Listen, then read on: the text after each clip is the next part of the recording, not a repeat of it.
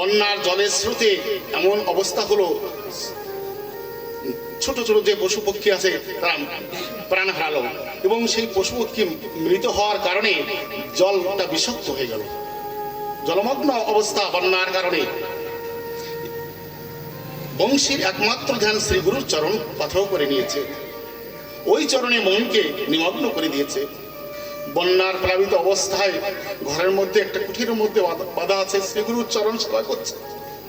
প্রত্যেকদিন প্রভু শ্রীগুরুর সেবা দেওয়ার জন্য অন্ন পাক করার তো প্রয়োজন আছে, পানীয় জল প্রয়োজন আছে। তো বন্যা হওয়ার কারণে জলটা বিষাক্ত হয়ে গেছে, এবং নদী নালা ধান ডোবা ক্ষেত যা আছে জলে নিমগ্ন। পানীয় জল আনতে গেলে 2-3 কিলোমিটার যেতে হবে, সেখান থেকে জল এনে শ্রীগুরুর চরণ সেবা, ধূপ পদসেবা এবং পানীয় জলের ব্যবস্থা এবং রন্ধন ব্যবস্থা হবে।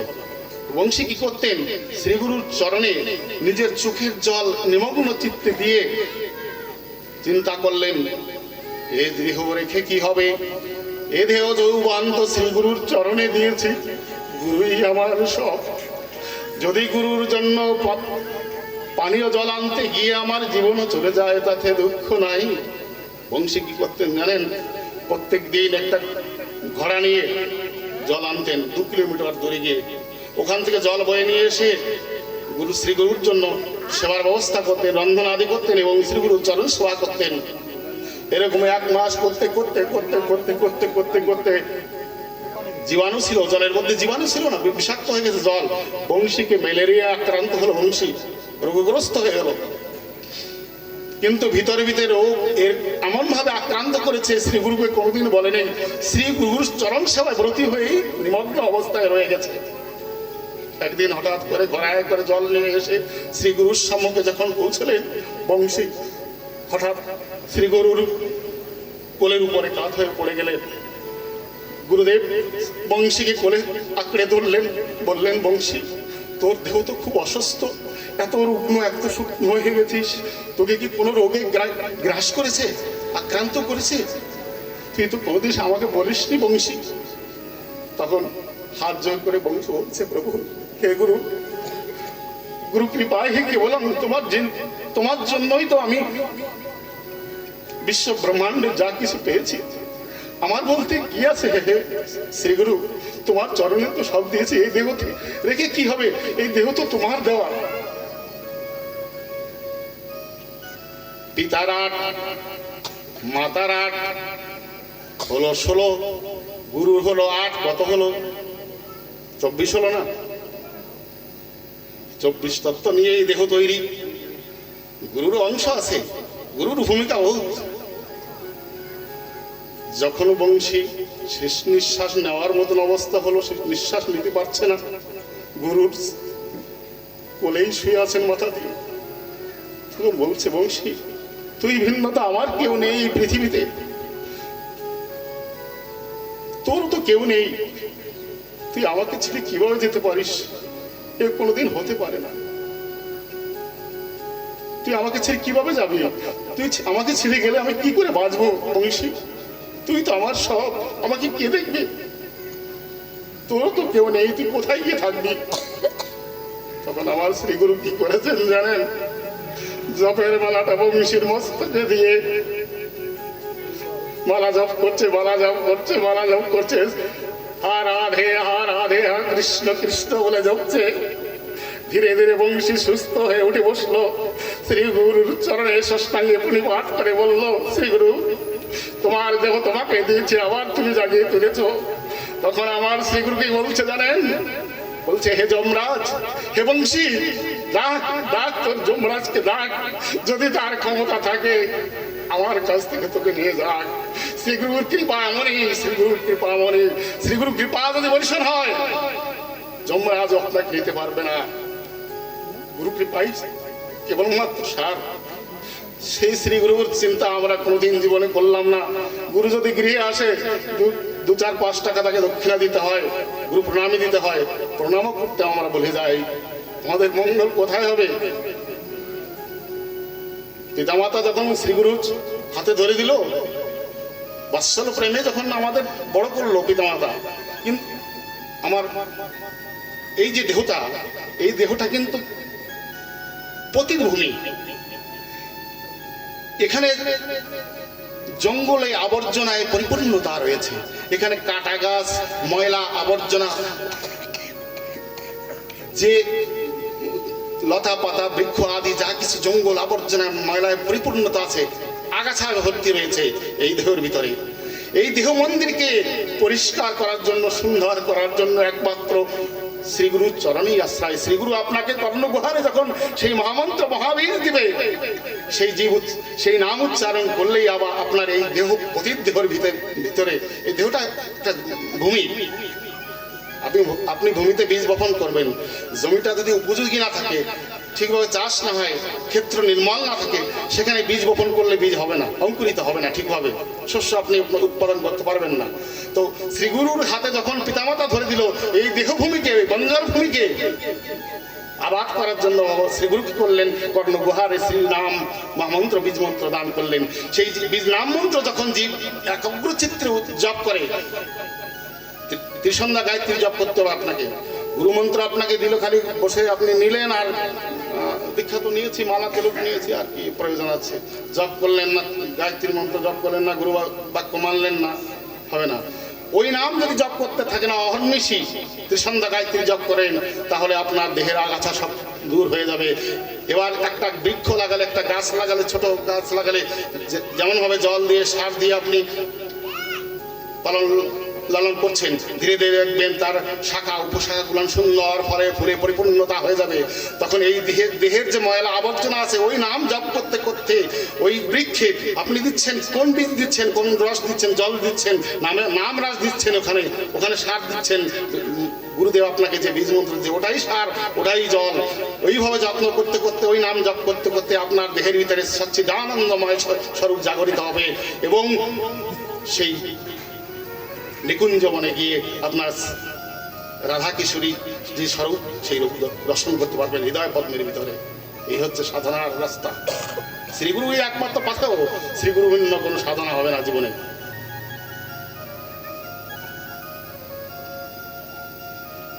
একদিন ব্রহ্মা কি হয়েছেন জানেন? শ্রী বিষ্ণুর নাভি পদ্ম থেকে ব্রহ্মার উৎপত্তি হয়েছে, সৃষ্টি হয়েছে।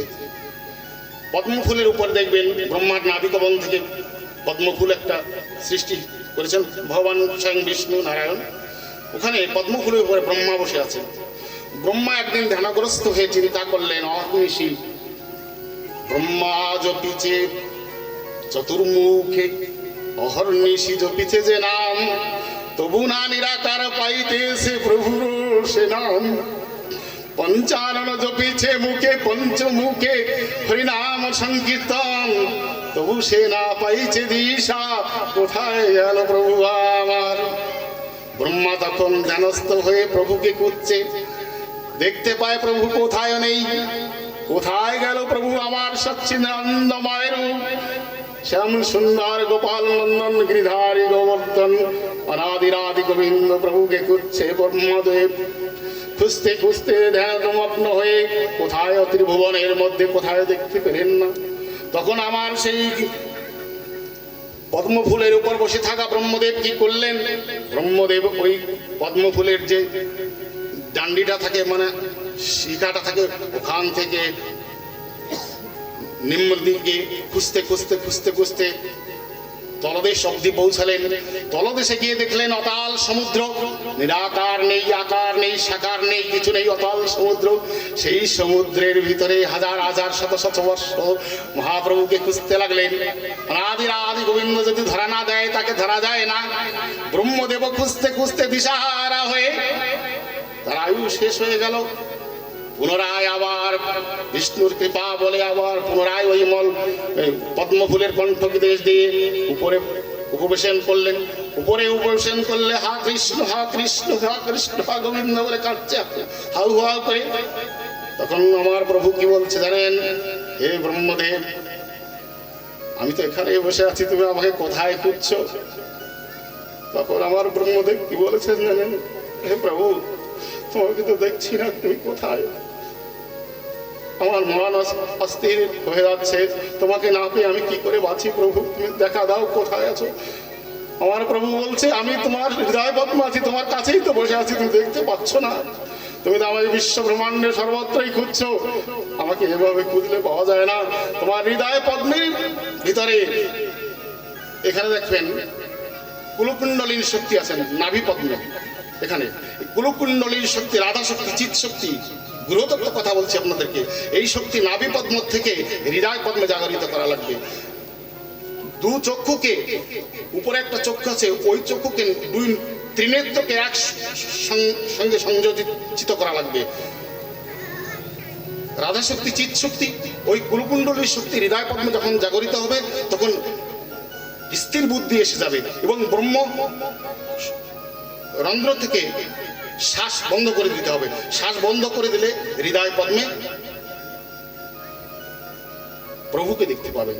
তো বলছে, হে মহেশ, হে ব্রহ্মদেব, তুমি হৃদয় পদ্মে তোমার অন্তর্চিত্ত অন্তরে যে দেখো, তোমার হৃদয় পদ্মে আমি বসে আছি। তখন হাত জোর করে বললেন ব্রহ্মদেব, প্রভু, তোমাকে আমি ভেবেছিলাম তুমি নন্দের দুলাল, গোষ্ঠে গিয়ে সখাদের সহিত তুমি লীলা করেছ কত প্রকার, একে অপরকে উচ্ছিষ্ট খাইয়ে দিচ্ছ, ভক্ত তোমার মুখে উচ্ছিষ্ট তুলে দিচ্ছে এবং তুমি তোমার মুখের থেকে সেই খাবার তুলে তোমার ভক্তকে দিচ্ছ খেতে, শ্রীদাম সুদাম আদি সকলকে। আমি ভেবেছিলাম যে অন্যের উচ্ছিষ্ট খায় সে কি পুরুষোত্তম হতে পারে, সে কি আমার প্রভু? আমার কানাইয়া তো আসার কথা ছিল, কিন্তু এভাবে কি কানাইয়া আসতে পারে? আমার প্রভু তো এমন নয়।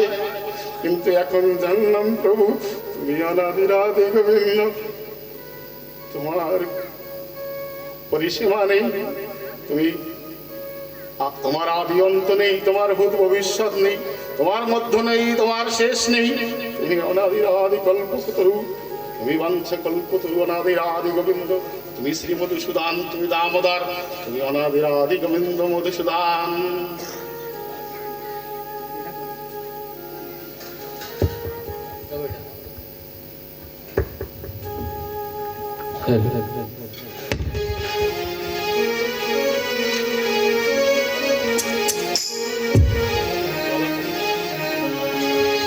ও প্রাণ কৃষ্ণ রে,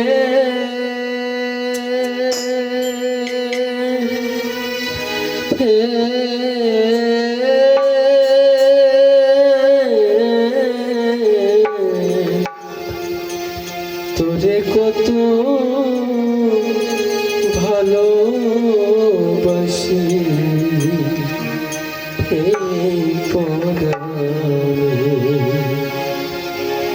তোরে কত ভালোবাসি পরাণে, আমার দেহ আমার জীবন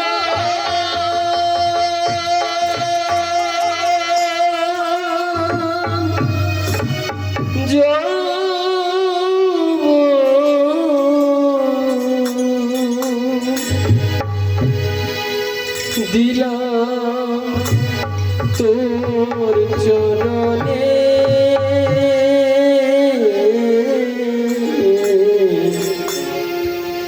তোরে কত ভালোবাসি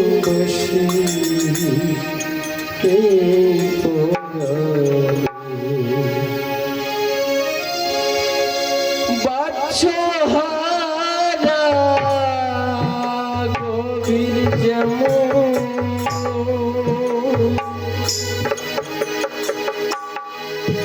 ত্রিনয় ছাড়ি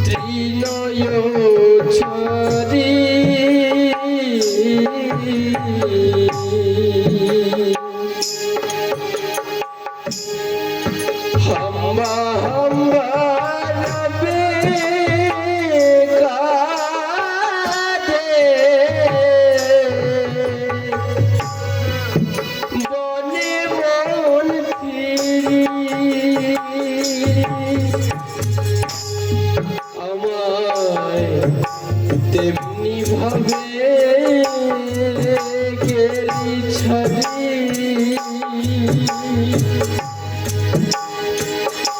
আমায় তেমনি ভাবে গেলি ছাড়ি নিজ কাননে তোরে কত ভালোবাসি এই পরাণে।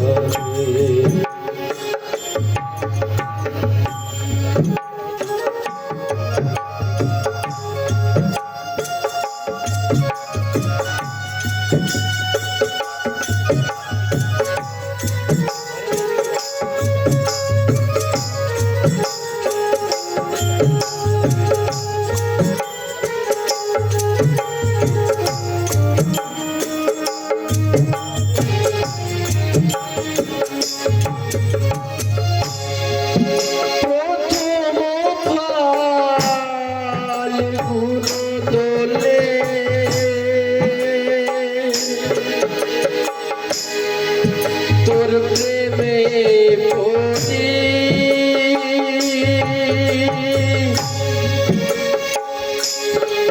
সেই অবধি ধরিছে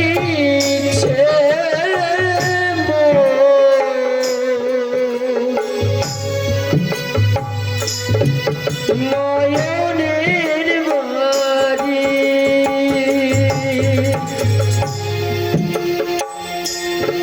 আমার ব্যথা বোঝার নাই কান্দানি আমার ব্যথা বোঝার নাই কান্দানি বন্ধু তুমি বিহনে তোরে কত ভালোবাসি এই পরাণে। কৃষ্ণ রে